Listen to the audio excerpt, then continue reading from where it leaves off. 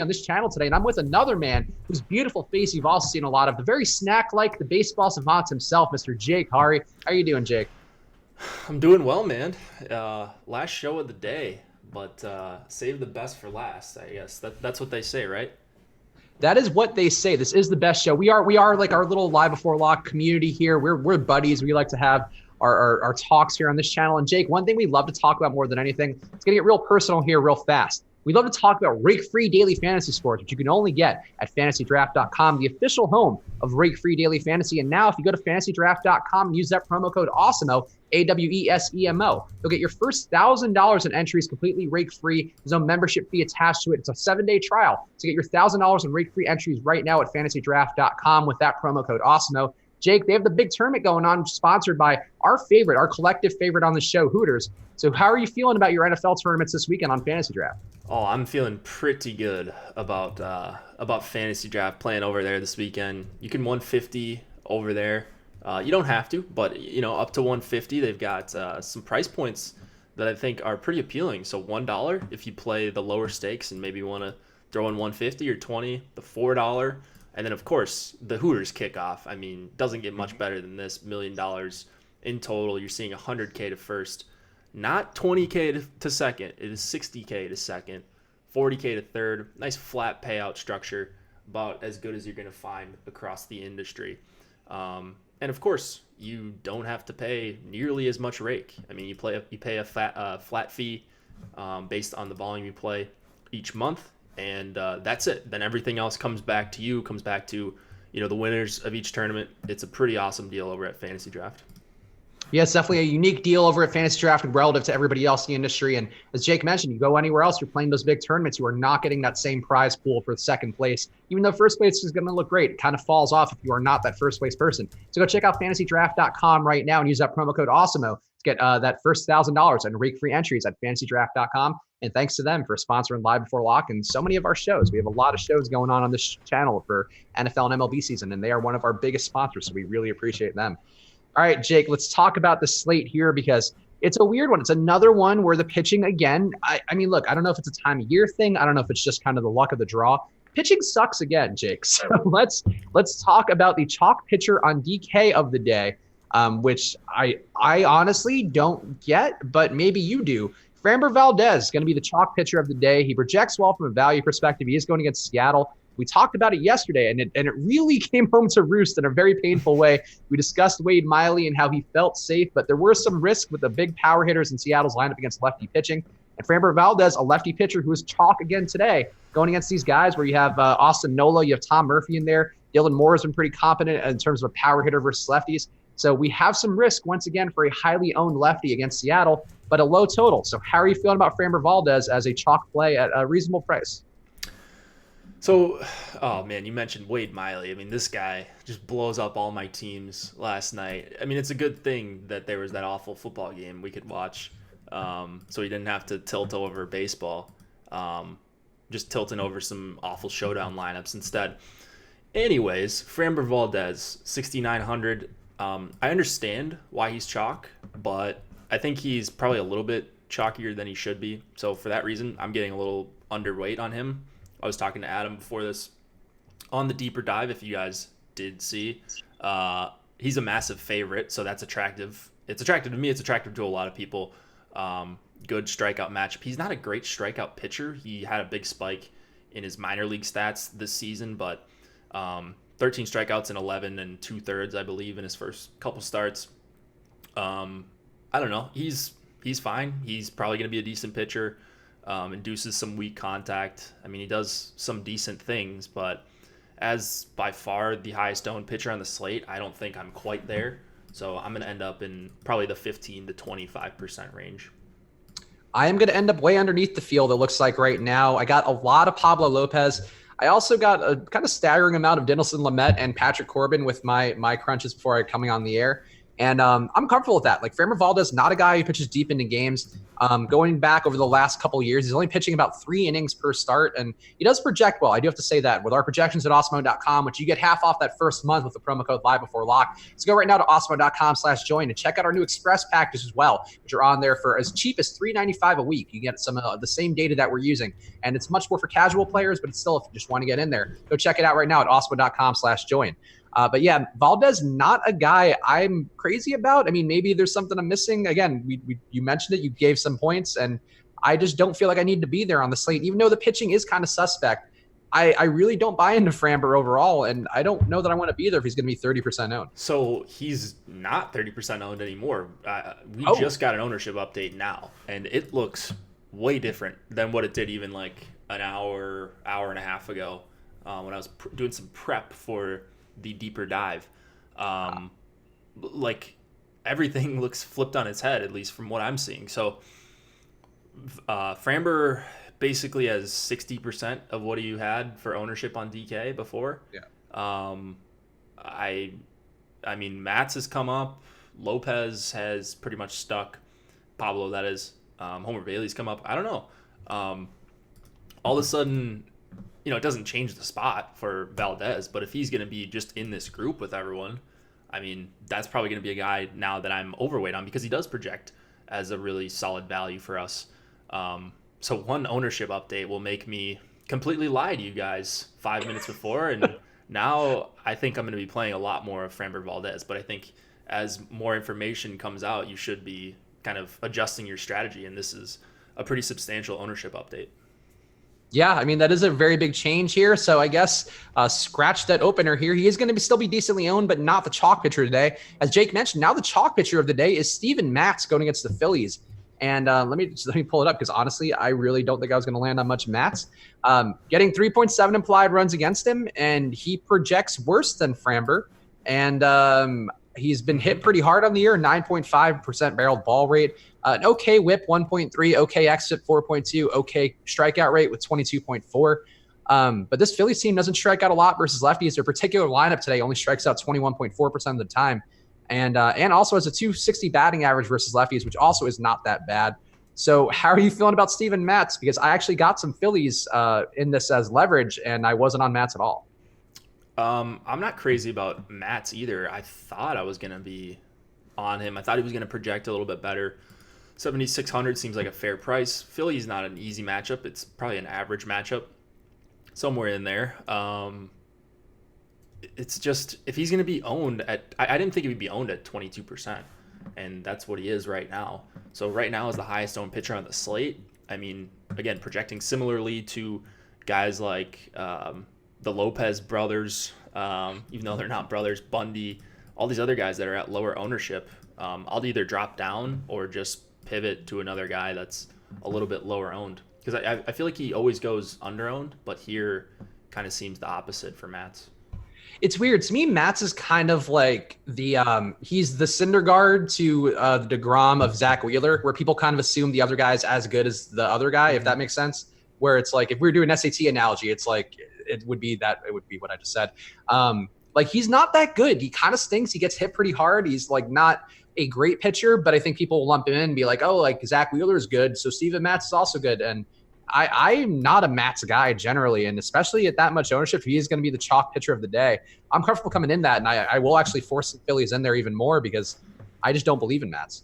Yeah, I'm not getting as far as playing a bunch of Phillies bats, but I don't think it's a terrible idea. At least, like Real Muto looks like a pretty decent value for 4,100. One of the best hitting catchers, hits in a favorable spot in the order, batting second tonight. Rhys Hoskins has had a rough second half, but he's 4,300. I think the top four are pretty appealing, even if you don't need to stack up all four in your lineups. I think getting a bat or two for Philadelphia, especially at the value they're showing right now, I think is a pretty solid strategy. Yeah, I mean, still a pretty low whip, and also not a great temperature at the Mets Park, which already not a great hitting park overall, but Only 68 degrees there by the time first pitch rolls, or actually 65 by the time first pitch rolls around. So that's not a great hitting condition overall, and it is a low total. But I agree, mini stacks I think are going to be something I'll have a little bit of here. Probably not get to 5-mans, but some 2-mans, some 3-mans, and maybe a couple one-offs will be something I'm going to go after because look, if Matt's going to be chalk, I'm going to go against it. One guy, though, Jake, who I am really surprisingly after today a little bit above the field on, Pablo Lopez. And you and Adam talked about him on the deeper dive. Adam was a believer in his skill set and thinks he can kind of hold up. He does project well with our projections at awesemo.com. Kansas City, I think, does have a couple decent hitters in here. This lineup they have today, you have 7 guys over a 100 WRC plus. That includes Jorge Lopez, who is obviously at a very limited sample size, only 2 at-bats versus a righty. These other guys here, I mean, the top 6 hits pretty well against righties on over the last 2 years. And they strike out at a decent clip, including Lopez as well, a 27.6% K rate versus right-hand pitching for Kansas City. But I think Pablo Lopez is in a nice spot. He's obviously in Miami, which is going to help. I'm going to have a little bit of Royals, but I think Pablo is a guy I'm going to be over the field on. So where are you shaking out with him? I really like the call. He's a guy that I'm going to play a lot of tonight. He's going to be a top 3 or 4 owned pitcher for me.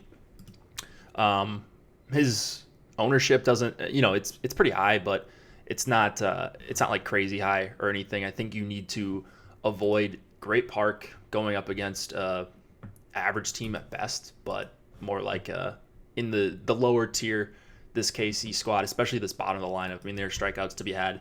I think Lopez is pretty decent, which is also important. So you get a decent pitcher against a bad team in a great pitcher's park with the roof closed. Can't get much better for 6,300 and not as overly chalky as well. Yeah, look, I mean, it's a nice spot here. I do think having a little bit of Royals does make sense because these guys are not very owned. And they do have a couple of, again, guys with over a 100 in WRC plus, a good amount of them. And some power, too, with Jorge Soler, who has been a great power guy for me this week. And Hunter Dozier. And also, Ryan O'Hearn, even though he's been terrible on the year, he does have a 247 ISO versus right-hand pitching going back to last year. And, he's been really terrible. But at some point, one would think that power can be right back there. But yeah, Pablo's been good enough where I think he justifies the 20%, and I would much rather have him than Matz personally. Yeah, I would too. Why not just take the discount? As you guys always hear me say, I love paying up for bats when I can because I think it's an underutilized strategy, and tonight is no different. I like Pablo Lopez straight up, I think, ahead of Matz. Yeah, I agree with you. How about another guy who is certainly not cheap relative to what we know of him, Mr. Homer Bailey going against Detroit. And Detroit is rolling out, or is projected to roll out. I don't know if they've confirmed yet. No, they have not confirmed yet, but a low implied total here, 3.2 implied runs for Detroit. And Detroit's lineup that's projected right now, they have an average WRC plus of 61. They have a 28% K rate. They have a 120 ISO. It is not a good Detroit Tigers lineup here in a pitching-friendly park for Homer Bailey. A guy who's been, not the Homer Bailey of the past. He's still not good, but he's not getting hit too hard, and he is giving up just a 1.4 whip and a 4.5 xFIP. Not great numbers, but going against Detroit, that could be more than enough to get it done. How are you feeling about a pay-up option in Homer Bailey? I don't mind it. I don't want to say it's a bad play because I don't think it is. He's a little overpriced, as we talked about on Deeper Dive and on the strategy show this morning. But nothing you can't get over. If you're not getting to the upper tier, if you're not getting to Corbin, Kershaw, Lamet, Pineda, Giolito, if you're not getting to those guys, I think dropping down to Bailey, if you have the extra salary remaining and he's your highest raw point guy, is a fine option. I'm not getting over the field on Bailey. If I don't get over the field by the time we get to lock, I'm not going to complain about it. He's not a great pitcher. It is a great matchup, though, and a pretty good park. And, of course, he's got a great chance for the win. So I like Bailey, but I don't like him as much as some other guys that are cheaper, like the couple other guys that we mentioned. Also, the Twins lineup has come out, and it looks like Mitch Garver is not in, but Jorge Polanco is in. So those are two important things there. And San Diego is also out, which they look like they're going to be chalkier earlier today, but I guess they're not going to be currently. Yeah. It's let me just get this lineup in there. All right. I'm with you on Bailey. It is a premium price to be paying, and we've talked about this a lot with Miami this year, where with some guys it is worth paying up a little bit, with some guys it may not be. And I would say Homer Bailey, I don't mind him, but I'm getting a lot more of Pablo. I'm getting a lot more cheap guys who are kind of projecting in a similar range, especially when you put in that randomness on Fantasy Cruncher. These guys do kind of come out in the wash to be very similar. So yeah, I am not too crazy about Homer Bailey, and I didn't land on him naturally a lot. But he's somebody who I think is in consideration if he works well. If you have that money left over to get to him over, let's say Pablo, I think that's a fine spot because it's really hard to imagine him getting blown up here. I'm sure he can. It's certainly baseball still. But he's in a nice spot in a pitching friendly park versus a team who just looks straight up impotent overall. Impotent. What's the? I'm assuming that means terrible, right? Impotent meaning ineffective. I mean, Okay. It could also refer to your lack of erections, but it generally also refers to lack of power or lack of potency. Very good. Very good. Oh, Jake, actually, I wanted to throw this by you because I made a reference in the Four Corners today, which is still going on days where there aren't NFL showdown slates if you do like your short form MLB content. So I made a joke about Tim Melville today, and I said, you can call him Trash Mile. Do you get what that means, referring to Tim Melville? I don't. Herman Melville, the writer of Moby Dick, the famous line from Moby Dick is "You can call me Ishmael," is that he said during the book to the whale, and that was the joke. So I wanted to see if you were on that reference. Thought maybe literary references might be your thing. I think I do know some literary references. Believe it or not, I actually did read a lot of books in high school and some in college as well. I know some of the classics, but more like Jurassic Park and 1984, like stuff like that. That is. Moby Dick is also a classic. To be clear, no, I meant books like classic ones that you have to read in school. I don't know. Moby Dick might be getting phased out a little bit. I might be wrong. Diego saying there's no ways Spags read Moby Dick. I did, in fact, in middle school. Damned if I remember a thing about it, but I remember that and John Steinbeck's The Pearl being two things that I read in middle school, which for some reason stuck with me, but not in a way where I remember anything meaningful about them besides those blurbs. Let's keep it moving. Let's talk about Tim Melville because he made more sense today. People have still kind of been touting him a little bit because he's relatively cheap. And he's been one of those guys who's been maybe so bad that he should be due for some regression. And also going against a San Diego lineup who's pretty garbage now with no Tatis in there. Nick Martini, not a power guy. And of course, San Diego, a park that does limit power. So you have any interest at all in a low-owned Tim Melville on a slate where we are going to a lot of these guys in this price range? I'm not getting to Melville. That's interesting that you bring him up. I guess going up against a Padres team that is usually righty heavy. I think if you saw like a Padres lineup that you saw during the middle of the year with just a boatload of righties, I would be more interested in a $6,400 Melville. Tonight, I don't think I'm going to get there because 5.2 implied total for San Diego in that park is pretty telling for me, and I don't know that Melville is a great pitcher just yet. So I'm going to other guys. I'm going to Lopez both Lopez's, and just didn't find a need to get there. How much Melville are we talking here? Oh, I'm not. So I'm actually going to put one in manually because he did not occur naturally, even with randomness up with our projections. Because I think there's still enough guys in that price range where I don't think he'll happen because you have, you mentioned you have both Lopez's in that range. And those guys, I think, are going to generally project a little better. Mm-hmm. But I think at 1% ownership, with San Diego, still going to have some ownership for Manny Machado. And if Manny Machado fails and Melville does have a decent enough day here, I do think he could be useful, but not a great pitcher by any stretch. But a 13.1% swing strike rate in a limited major sample size, 18% carry rate, that's not good. He's gotten barreled pretty hard, so there's certainly some risk to him. But as a leverage play on a decently owned San Diego team, still not as chalky as they look this morning, I think he's certainly a thought to consider with all those guys in that price range who are going to have ownership. What about Brendan? Sorry, go ahead. No, I mean, fair enough. I'm playing some pretty bad pitchers as I usually am, so anyone that has a pulse that's cheap, I'm usually open to playing, but he's not a guy that I got to. So how about the pricier boys? We got Clayton Kershaw. We have Robbie Ray. We have Dinelson Lamet, who is priced up on DraftKings, a little bit cheaper on some of the other sites, which I think makes him more playable. But I'm still getting him on DK because he's been pretty nasty on the year and he projects well. Also, I'm getting a good amount of Patrick Corbin. Don't feel the most comfortable with that after what we saw yesterday. I guess you kind of saw both sides of the coin yesterday where Strasburg got blown up and Max Fried had the day of all days going into Atlanta. As we talked about in the show, we did tout Max Fried. But how are you feeling about the high price guys? Are you getting any of them at all? I'm getting to, you mentioned a couple guys, Corbin and Lamet. Those are the main two. So what I assume that means based on a lot of my lineups is, of course, I'm trying to spend up for bats as much as I can, where it makes sense. And then I would love to get up to Kershaw. I would absolutely love that. 11.9 for what I think is maybe the best or the second best, depending on what you think of Giolito at this point in his career. But one of the best pitchers on the slate in a really awesome spot. I would love to get to Kershaw, but can't quite find the extra $1,100 to $1,600. So I'm finding myself getting down to Corbin against the Braves, which I don't love at all. He's just a good pitcher. It's not a terrible strikeout matchup. Looks a little deeper with Duvall and Flowers in there versus lefties, so a little bit worrisome for Atlanta. But one thing I was surprised to see earlier today is just the Braves total yesterday against Strasburg was higher than it is today against Corbin. So a lot of respect to Corbin, and the weather is pretty similar. It's 90 degrees almost and wind blowing out to center at 10 miles an hour. So that was interesting to see. I always think of Strasburg as a much better pitcher and Corbin kind of a solid SP2 on a pitching staff, but that was one thing I was surprised to see. So I guess a little bit of extra love from Vegas here on Corbin is what's getting me there. Yeah, so I'm there too. I'm above the field on Corbin right now. I'm also actually, let me double check this, but I'm actually above the field on Corbin. I'm above the field on Dinelson Lamet, who we can talk about in a second. And I am going to be above the field slightly. Actually, no, I'm under on Kershaw.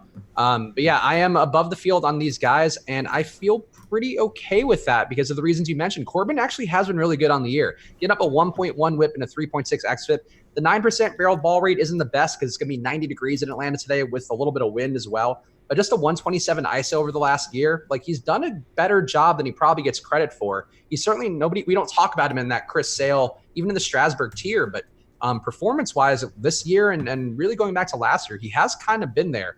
So I could see getting there and trusting the talent again. And he's keeping the ball down fairly well, I think, which is a plus. Only a 2.7% home run rate on the year, which is good. So yeah, Corbin, not a play I don't mind. Out of that tier, I guess for a second guy, Kershaw, Lamet, or Robbie Ray, who would be your number two? Lamet, oddly enough. He's the guy I'm getting to the most after Corbin. Well, I think Lamet's fantastic. I think one day he'll be fantastic for DFS. He's not quite at that level right now, and this is, I think, a pretty tough price to pay for him. 10-3, good matchup, low total for the Rockies. Lamet over 30% K rate on the season. I mean, the talent is clearly there, and you're seeing him on my screen right now coming up as my highest owned pitcher.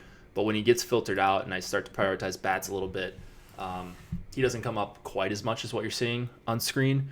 The Rockies did a good job also stacking up a bunch of lefties against him. Not good ones, but at least they're lefty bats. I still think Lamet is worth the risk, assuming his ownership does not skyrocket. On the last update, Lamet was at 13%.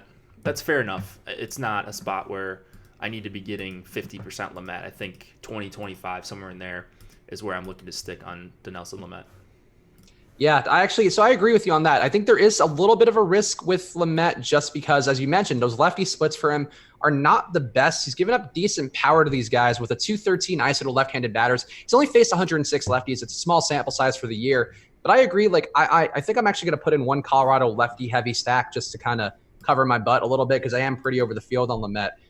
But he has a 32% carried on the year, which is pretty crazy. And the swinging strike rate, 14%, all that backs out. But he is getting barreled at a decent clip, 8% barreled ball rate. And again, a 213 ISO to left-handed batter. So with a bunch of lefties in there, Charlie Blackmon really the only one who would jump out. And Sam Hilliard, I think a guy maybe who I didn't look up his minor numbers, but I think he's a guy who's supposed to be decently, not a high-level prospect, but a guy who's supposed to be pretty good. I'm not sure, though. Don't quote me on that.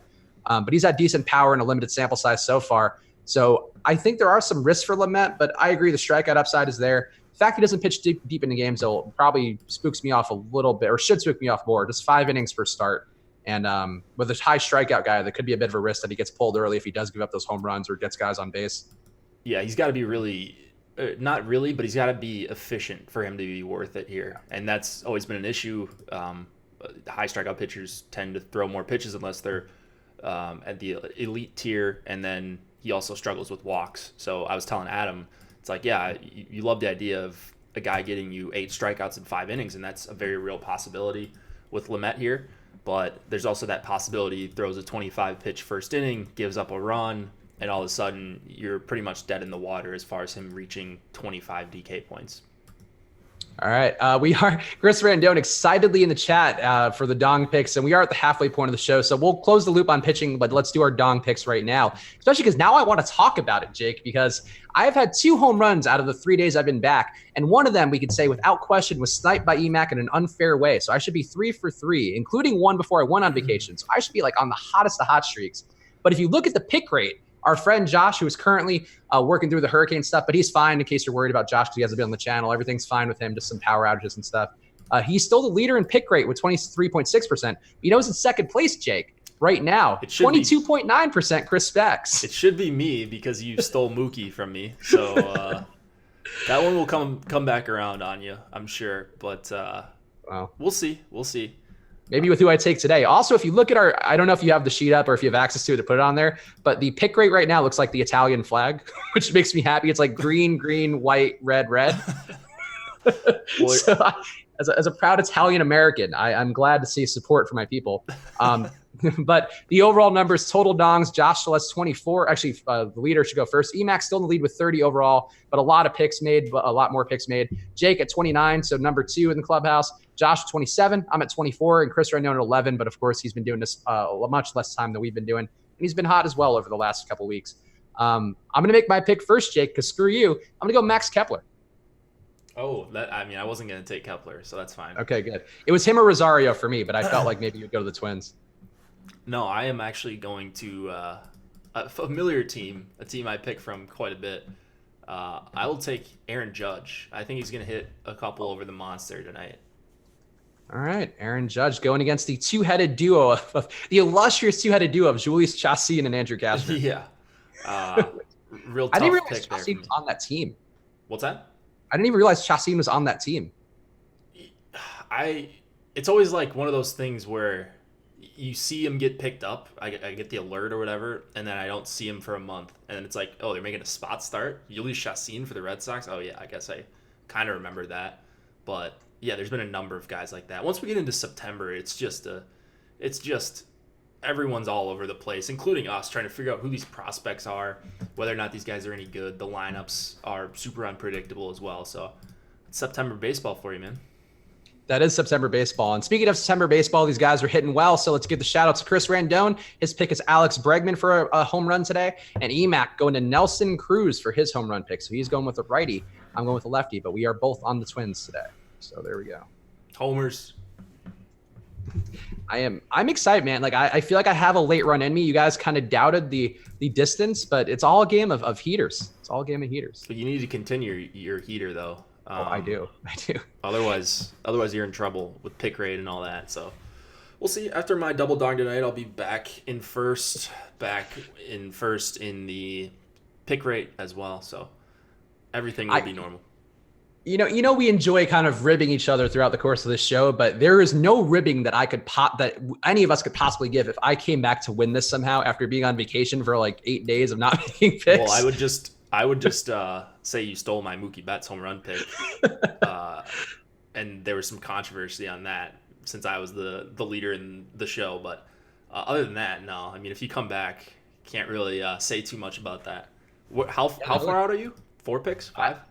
I am, in terms of total dongs, I'm still 5 behind you and 6 behind EMAC. But, pick rate's what matters here because I've made 21 less picks than you and 26 less than EMAC. Yeah, well. EMAC just shows up every day, punches the clock, and makes a dong. I'm Cal Ripken, all right? You can be, whatever, Dwight Howard and miss 15 games a year. But, there's something to be said about showing up every day, punching the clock, like you said, and, just doing things a little bit less efficiently. That's probably it. Also, EMAC asking for the first ever home run pick trade live on the air. EMAC, you make me laugh even though I hate you so much with every fiber of my being. But let's close the loop on pitchers here. Also, JM in the YouTube chat saying play all the Italians on the slate. Look, I agree. If we had Anthony DiSclafani today, I could finally throw my hate aside on him and get him back in the mix. All right, Jake, who's going to be who else do you have at pitcher who you feel like is worth hitting on before we move on to the hitters here? Yeah, let's see. Mention both the Lopez brothers, not brothers. We mentioned Lamet. Just going down through. McKay is a guy that has a favorable projection that I didn't think would. So he's come down a little bit compared to everyone else, but I'm still getting to a good amount of McKay. He's not my highest exposed pitcher, like what I said on the deeper dive anymore. Another guy I'm getting to just as a cheap punt that's going, I think, a little bit overlooked compared to some other guys is Dylan Peters. I got him too, and I was just wondering why I did, but I'm glad you did. In which he gets you 15 points, and that's huge for $5,400. So that's all it is with him. Let's see. Anyone else? Bundy. What about Bundy? Because I've come down on him just a little bit, but did you get to him? I didn't get a bunch of them in the lineups, at least the ones that I wanted with the stacks. I'm actually under the field on him by a bit, which kind of surprised me because I do like Bundy and I think it's a decent enough spot. But the park is tough, and I don't know. I kind of wish I had a little bit more, I guess, looking at it now, but there's some bad power going against him there. You have Danny Santana, Odor, Scott Heineman, limited sample size for Scott Heineman, Ronald Guzman. All these guys are over a 200 ISO, as well as Shin-Soo Choo in the leadoff spot. So kind of not the ideal for Dylan Bundy, who already gives up a 233 ISO to both sides of the plate combined, and a 202 ISO to the left side of the plate. The left side of the plate has been a worse one for him with a 1.6 whip and a 5.1 xFIP. And I think that's probably the reason I didn't get there quite as much. But projection-wise, he does seem like a guy you would land on a little bit more. Yeah, I got to Bundy. I'm closer to the field now. I thought he was going to be one of my higher exposed guys about an hour ago, but more comfortable being around the field on him. He does have some upside at this price, getting owned at the mid-teens right now. You mentioned Danny Santana. I actually love that call as a potential home run pick against Bundy. Not a bad play at all, and one that probably won't be played too much because he gets this high price, but the dual position eligibility I like a lot for Santana, and I think, like I said, great home run candidate against Bundy. But that's all. Yeah, Bundy's definitely got some risk to him, but that is one that I think you nailed all the guys who I also have too. So I think we're in good shape with that. All right, so let's move on to the hitting here. Let me just pull up this actually ownership hasn't changed or anything, right? Because I don't want to cite the wrong top hitters, but let me just double check to make sure. Boom. I think we're good on ownership. Okay. I think it's been updated. It was updated. Wait, no, there was one more update, I think, while we were doing this. Yeah, maybe like 10, 15 minutes ago. All right, let me just put this in to make sure I have our stacks right, because we got to talk about it. It was like right after, and it updated, and then it updated like 2 minutes later. Yeah, okay. So I missed the second update, but I got it now. All right. So the top owned stack on the day looks like it's going to be St. Louis now, going against Alex McRae. Now I feel real bad about the amount of St. Louis I have. But I have a lot of St. Louis. Got a lot of one-off Paul Goldschmidt, too. Got some one-offs in this lineup. Alex McRae has been terrible in a limited MLB sample size. 9% barreled ball rate, giving up a 278 ISO overall, as well as a 2 whip and a 6.3 xFIP. But also one of those guys, perhaps, who just has been so bad on paper that he's due to positively regress. But how are you feeling about St. Louis, Jake? Because they're value priced and they're going against a bad pitcher in McRae. Yeah, I like it. They're not a main priority for me. Did you say that they were overowned on the top stack tool? No, they're actually top stack. I just updated my own. Yeah, they're a little overowned on the top stack tool, but no one outside of maybe the Yankees is incredibly high or low owned. So ownership looks to be pretty solid, which is kind of annoying. I love when I'm seeing a bunch of teams that are really overowned or underowned and overowned. But there's not that much great expensive pitching tonight, so that's probably why you're seeing that. St. Louis, they're just good value going up against McRae. They're priced like they're going up against a better pitcher in Musgrove. So I think if you take advantage of that, that's fine. You've seen the total come up. Goldschmidt, really awesome value. You've got other guys that also present some value. I love Paul DeJong. Yeah, and as you mentioned, they are one of those teams that's just a little bit overowned relative to their chances of being a top stack, but not enough where I feel like you'd be terribly worried about it. So I'm with you on that. I think it's a pretty fair take, and even though I'm going to try to get a little bit less throughout the course of this hour, but that is going to be a very popular stack today, and it seems like justifiably so because these guys are kind of looking really good going against McRae, a guy who's really shown nothing in the majors. Who's going to be your top stack then? The New York Yankees they just keep climbing and climbing and climbing and climbing for me, and I'm not opposed. I mean, first of all, there was some question as to whether or not this game's going to play. It looks like there's no postponement risk in the Osmo.com premium projections that are run by Alex Baker himself. So the Yankees, you're seeing crazy low ownerships for a team with a 6 implied total on guys like Judge and Gregorius, Gary Sanchez, arguably the best catcher option on the slate. LeMahieu is overpriced, but he's leading off in a team that is very, very stackable. I love Gleyber Torres, Encarnacion back. I mean, it's arguably the best lineup on the slate with no Springer in Houston. So I absolutely love them, and they're just not getting owned as much as they should be. So it's Houston and the Yankees. Houston, the more obvious one, I think. Yeah, so Houston I like quite a bit. The Yankees, I agree that. So on the top stack tool, I mean, there's a pretty big differential between their chances of being a top stack, as Jake mentioned, and their actual ownership. The biggest differential on the slate right now, they are currently have an 8.6% chance of being a top stack, which is the highest on the slate according to Osmo's projections, and they have a ownership percentage of 2.6 cumulatively. So that is a very big differential. I guess maybe the weather spooking people off a bit would be the assessment I would have there. Yeah, it has to be. I mean, people don't make lineups at the last second. A lot of people like to make lineups like in the morning or in the afternoon when they see the lineup first come out. So that could be it. And there were weather concerns all day. 15-game slate, maybe people just go elsewhere. But I am certainly looking to get well over the field on a lot of these Yankees. Yeah, I agree. I think it's a decent spot. I mean, and I guess people also could be worried about the Andrew Kastner, Julius Chassin tag team. Yeah, it's weird because it's not like they're even against like if they were against like a Steven Matz and they had a big total, I would understand it because at least you've got a guy with some sort of name recognition. But like Chassin, when has he ever been a pitcher you're scared to stack against? And it's not like it's a bad park. It's not perfect weather, but still, that's all accounted for in the implied total, and it's really favorable tonight. So what's not to like? Yeah, I would agree with you on that. I guess Kastner's been good enough this year. I mean, I don't have his stats in front of me because I have Chassin as the pitcher who's showing for me, but he's been a little better, so maybe that gives you the faintest bit of pause. And it's also not super hot in Boston anymore, so maybe a little bit more. But I would agree. Like, I think it's hard to not get some Yankees in there, especially with how the top stack tool is looking, which of course you get with an Osmo Plus membership. So use that promo code live before lock for half off your first month, and check out that osmo.com/join page to see our new weekly express passes, which are going to save you a lot of money. $3.95 a week is where a lot of them are shaking out at. So go check that out right now at osmo.com/join. You mentioned Houston. Let's circle back to them because they too have an opener situation, but they are going to get some Tommy Milone going against them. And these guys grade out really well going against Milone. The other dude, I don't even know who he is, but Milone is the expected long reliever, right? Milone is, yes. So he was possibly going to be the starter, but they came out and said that this other clown is going to be the opener, McClain. So, I mean, Houston, just an incredible lineup. You look at their numbers. You should look at their numbers versus lefties because you would expect Milone to be the guy coming in to face them a couple times through, if in fact he gets through a couple times through the order. Houston, a 139 WRC plus on the season versus lefties, by far the best. Right up there, tops in ISO. They don't strike out. They just do everything well versus lefties, and you see why. Even their left-handed hitters, Brantley and Alvarez, are just good hitters.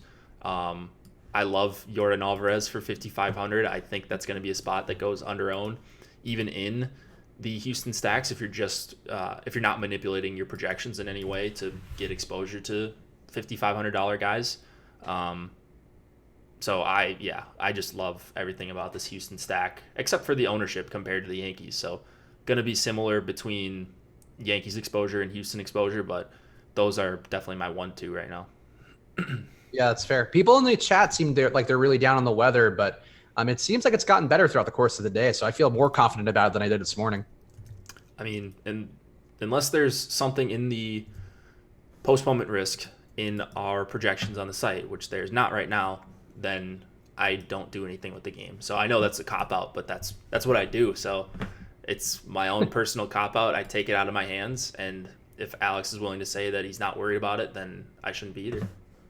Yeah, I'm with you on that. And to go back to Milone real fast, so yeah, the Astros on the year, 227 ISO versus lefties, not striking out either at a 17.5% K rate. So when they do get to Milone, he's not been a guy who's given up a ton of production, only a 1.2 whip, but the power that he gives up is pretty crazy.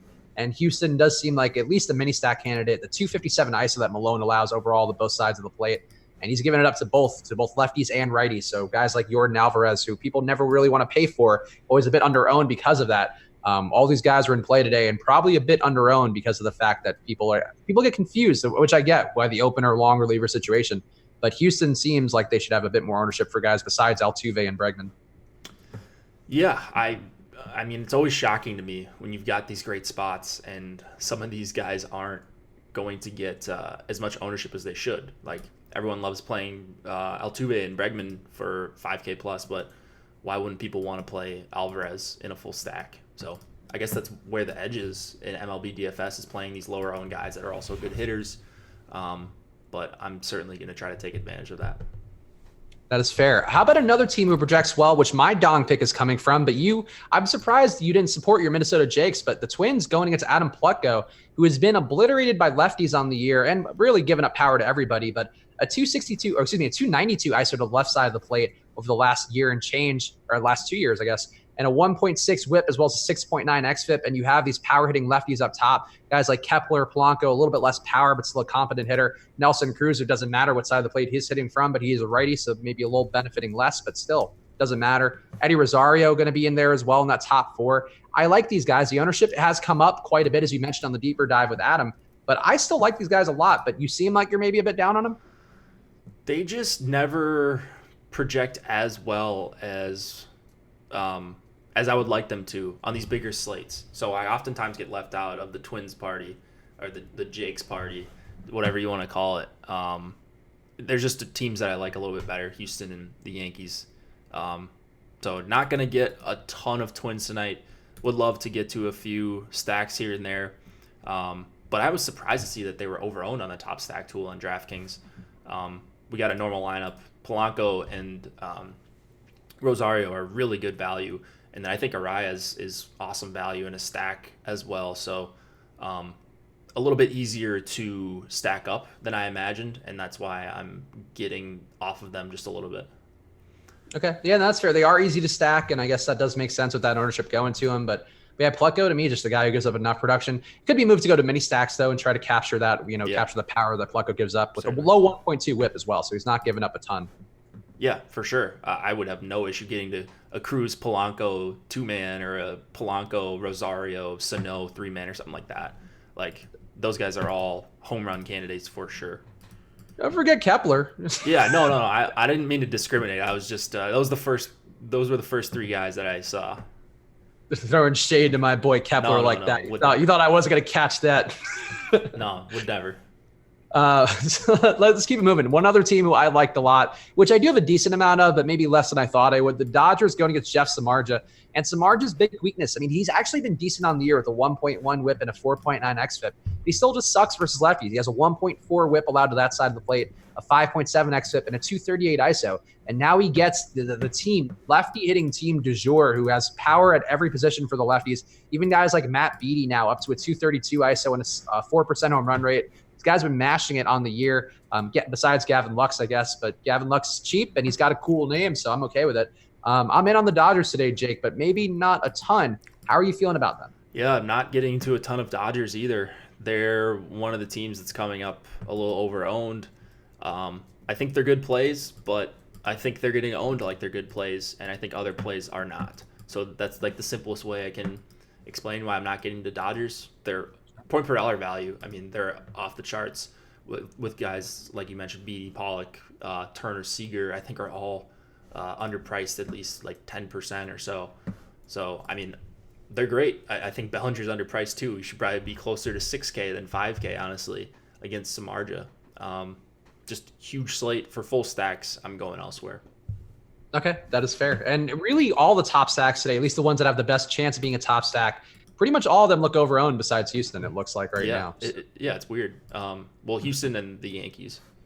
Yes, that's correct. But yeah, Houston and the Yankees, the only two that really jump out. I guess one that does jump out a little bit, which I know Adam wasn't big. Actually, it's the one that Adam wasn't big on. Oakland going against Spencer Turnbull. They are one that has a decent top stack percentage and a big differential between their ownership being a top stack. Is that one that you'll be landing on today going against Spencer Turnbull? This is one where I can't really explain. Like, there's usually an explanation as to why I'm not getting to a stack. I don't know why I'm not getting to Oakland outside of just the sheer number of teams on the slate. Like, I don't mind the spot against Turnbull. This is one where this morning, before we had ownership, I thought that Oakland was going to be the chalk filler stack team that has great value because you've got Davis in there. And I think they were supposed to have a $3,500 guy, maybe Grossman batting second. So not as good a value, but nothing wrong with them against Turnbull. If they get him out somewhat early, you get to go against the Detroit bullpen. I'm just a little confused on the total here. 5.8 runs. I didn't think it would be that high against Turnbull. So that's what I'm having trouble getting over, and my lineups are not getting a lot of Oakland tonight. Yeah, I didn't get much either. And I think the thing for me with Turnbull is he's really not giving up a lot of power. 2.3% on run rate on the year, only giving up a 148 ISO over the last 2 years. And really it's not a park that's going to help him out in any way or help the hitters out in any meaningful way. So I think that would be one reason why I'm probably not getting there. But yeah, I mean, Oakland's reasonably priced and they still have a ton of power even if Turnbull doesn't give it up. And the bullpen behind Turnbull is going to be really bad if they do get to him. So yeah, could be a spot to get to. Yeah, this is one I'm going to be like one of those spots I'm going to be kicking myself if they do go off, because it's not a team that's crazy overowned. It's got a decent chance of being the top stack and all that, but you can't have every spot on a 15-game slate. And it's going to be the same way with Minnesota. I would like to get to Minnesota, but IMO, Houston, and the Yanks are a little bit better plays, all things considered. Can't believe you said IMO out loud. that deserves me. Just say in my opinion. You're saying words, Jake. That's true. Didn't even. And think not even in your that. humble opinion. It wasn't IMHO. It was just in your opinion. I know. I'm not feeling too humble today. 3 shows, all of a sudden you start to feel a little less humble. So sure, you're blowing up. A lot of camera time. Exactly. Like, you can't stop these bright lights from shining on me, You're funny today. I feel like you're getting a little delirious and it's making for a better mix. That's one way to put it. We got a premium Slack question from our guy, Mr. Serious, better known as Anthony. So he's also probably proud of my home run Italiano nature. He's asking if we have thoughts on the White Sox, who are one of the higher projected chances to be a top stack today, but also going to be a bit overowned. Actually, no, wait. Did I pull that wrong? No, you know what? They're just overowned. That's my bad. They don't have a great chance of being a top stack. One of the better values, though. How are you feeling about the White Sox? Because going against Dylan Peters has been a spot. He's been blown up quite a bit. A guy who does give up good power, and 213 ISO allowed overall, 8% barreled ball rate, and really not getting strikeouts at 19%. You are going to play him, so do you have any leverage going the other way for the White Sox against Dylan Peters? This is one where I think I need to get to some White Sox because I'm getting to a lot of Peters, and that's fine. But I think there's going to be value on one side of this game or the other, whether it be with Peters or someone else on the White Sox. Like, I think the stack is viable. I think Peters, of course, is very viable. So even if I'm not getting to full White Sox stacks, I think they're a team you should be playing in a multi-entry format unless you're just ultra aggressive, because they do have a lot of value on their team that I'm seeing tonight. Just power, like guys that can hit home runs, McCann, Jimenez, a bunch of other guys. I don't have the lineup in front of me right now as I try to put in my lineups. But Abreu's the big one, who I got as a one off the bunch. 247 ISO against lefties, 156 WRC plus. He's got big power, and I have a couple. I think I have at least one full stack, and I think more mini stacks because I don't know that I trust the White Sox to get there as a full stack, given that they are still the White Sox. But I agree, it's a decent spot. And Anthony also asking about the Mets, who are a team that I don't believe I have any of at all, but I feel like you often get them. So how are you feeling about the Mets? I'm not getting to the Mets tonight. I love me some Mets usually, especially when they've been on this hot streak, but not quite getting there. I'm okay with it. Eflin is a whatever pitcher. If you wanted to take some shots with Conforto or McNeil or someone like that, it'd be fine with me, but finding some better fillers on this slate. Yeah, and getting Nimmo in there too at pretty cheap, like I think that's a pretty intriguing thought because Eflin does struggle pretty bad, as many of the Phillies pitchers do versus lefties, giving up a 1.5 whip, a 5.3 xFIP, and a 232 ISO to the left side of the plate. But he's been actually really good versus righties with a 3.5 xFIP and a 137 ISO allowed. So I could see going with like a McNeil, Conforto, like getting those guys, Cano maybe. Wait, Cano's back in the line? I didn't even realize that. Yeah, I think he was back maybe yesterday when you weren't doing shows. Okay. How about that? Good for Robinson Cano getting back out there despite his old age. September baseball, I mean, that's what happens. It's like you haven't seen a guy for months or years sometimes, Clay Buchholz, and it's like, oh, this guy's in the league still? What's going on?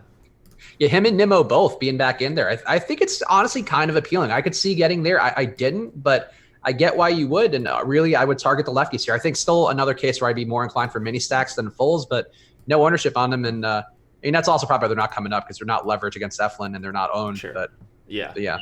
Not a lot of like reverse correlation with the field. So you'd just be playing the Mets in hopes that they were the top stack, which isn't overly likely. I mean, it's not overly likely for anyone, but compared to some other teams. Yeah, the Mets. Let me just double check the top stacks tool. Where even are they? Oh, yeah, they have a slightly better chance of being a top stack. Oh boy, they have a really low chance of being it. It's more than their ownership, but they only have a 2% chance of being the top stack according to the top stacks tool. But look, I see it, and I support you getting a little weird with it, Sirius/Anthony. McCod saying Clay Buchholz in the first half of 2013 was the best pitcher I've ever seen. Ironically, I guess with that prompt from our boy McCod in the premium Slack, Clay Buchholz does suck pretty bad now. So how are you feeling about going against him today? I do enjoy going up against him. Tampa is a team that I'm on DK. Got a lot of Austin Meadows. I think he's just a good value at 4,800, whereas other people might not think so. And they're just cheap. So the park scares me a little bit, but I'm definitely liking me some Tampa stacks. Yeah, I think they're an interesting one. I mean, on the year, Clay Buchholz only has a 12% K rate and a 5.5 xFIP and also a 13% barreled ball rate. So he's been getting hit pretty hard. It's weird, though, because like if you go back to the longer-term sample, he had a 1.1 whip and not a great strikeout rate, but was limiting power pretty well. So you can make an argument that maybe he's due for regression or maybe there's something wrong with him. And against Tampa Bay, who are just competent hitters, I mean, they have enough guys who have power. Not having Tommy Pham in there makes it, I think, a little bit worse. But still, you got a lot of guys, decent isolated power, and who can create runs. So I don't hate the idea of Tampa Bay. And again, they're a team who's not terribly owned, but they have some upside. Yeah, for sure. They're definitely one of the teams I'm getting to as like a secondary play. Yeah, you know who's also coming up for me way more than I thought is Kansas City. I don't even have my leverage ranks. Yeah, I have it so low right now where it doesn't really affect anything. It's just kind of a tiebreaker.